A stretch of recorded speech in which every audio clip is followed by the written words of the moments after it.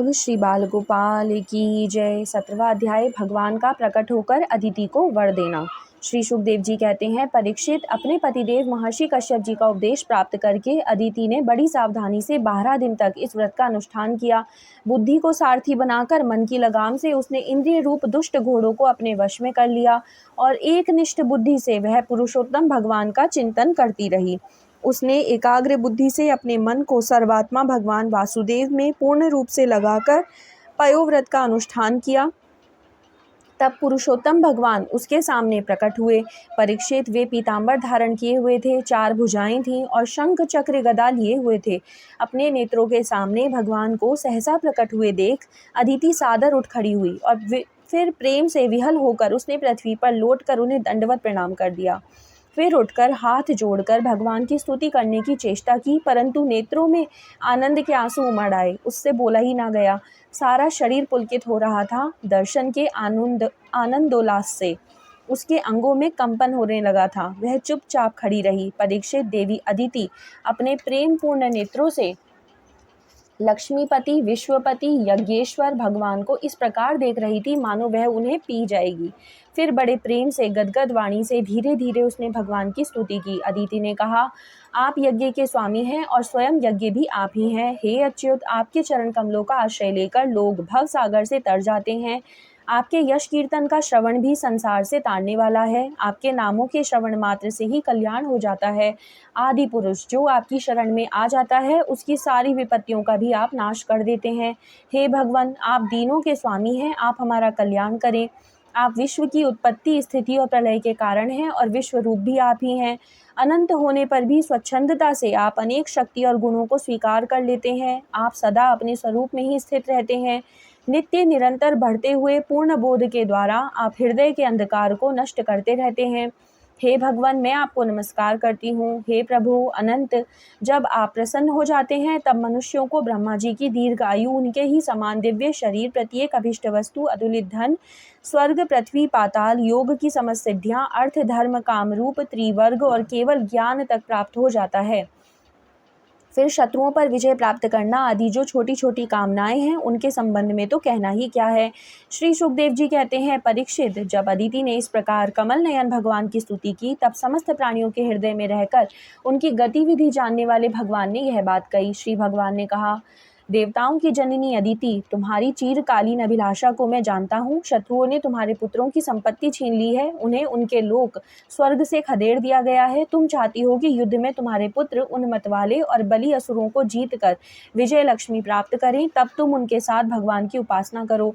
तुम्हारी इच्छा यह भी है कि तुम्हारे इंद्रादि पुत्र जब शत्रुओं को मार डालें तब तुम उनको रोती हुई दुखी स्त्रियों को अपनी आंखों से देख सको। अदिति, तुम चाहती हो कि तुम्हारे पुत्र धन और शक्ति से समृद्ध हो जाएं, उनकी कीर्ति और ऐश्वर्य उन्हें फिर से प्राप्त हो जाएं तथा वे स्वर्ग पर अधिकार जमाकर पूर्ववत विहार करें।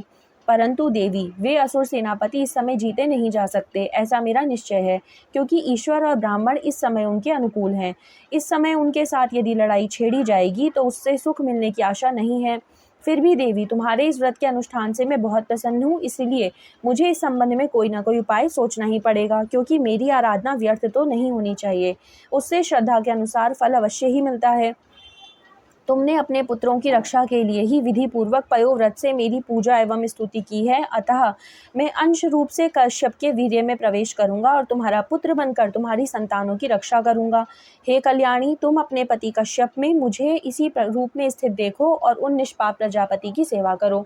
देवी देखो, किसी के पूछने पर भी यह बात दूसरे को मत बतलाना। देवताओं का रहस्य जितना गुप्त रहता है उतना ही सफल होता है। श्री सुखदेव जी कहते हैं, इतना कहकर भगवान वहीं अंतर्ध्यान हो गए। उस समय अदिति यह जानकर कि स्वयं भगवान मेरे गर्भ से जन्म लेंगे अपनी कृतकृत्यता का अनुभव करने लगी। भला यह कितनी दुर्लभ बात है। वह बड़े वेग प्रेम से अपने पतिदेव कश्यप की सेवा करने लगी। कश्यप जी सत्यदर्शी थे, उनके नेत्रों से कोई बात छिपी नहीं थी।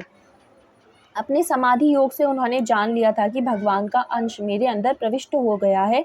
जैसे वायु काठ में अग्नि का आधान करती है, वैसे ही कश्यप जी ने समाहित चित्त से अपनी तपस्या के द्वारा चीर संचित वीर्य का अदिति में आधान किया।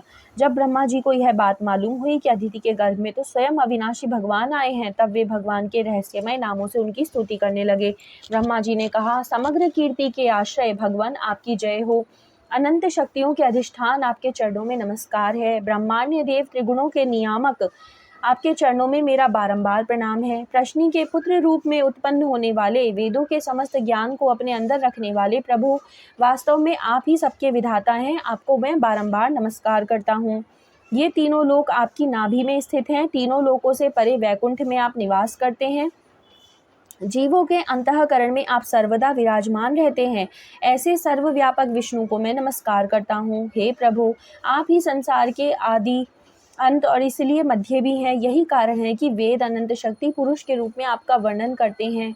जैसे गहरा स्रोत अपने भीतर पड़े हुए तिनके को बहा ले जाता है, वैसे ही आप काल रूप से संसार का धारा प्रवाह संचालन करते रहते हैं। आप चराचर प्रजा और प्रजापतियों को भी उत्पन्न करने वाले मूल कारण हैं। हे देवाधिदेव, जल में डूबते हुए के लिए नौका ही सहारा है, वैसे ही स्वर्ग से भगाए हुए देवताओं के लिए एकमात्र आप ही आश्रय हैं। श्रीमन नारायण नारायण हरि हरि, भजमन नारायण नारायण हरि हरि। ओम नमो नारायणा, ओम नमो नारायणा, ओम नमो नारायणा। श्रीमन नारायण नारायण हरि हरि, भजमन नारायण नारायण हरि हरि। ओम शांति, ओम शांति, ओम शांति।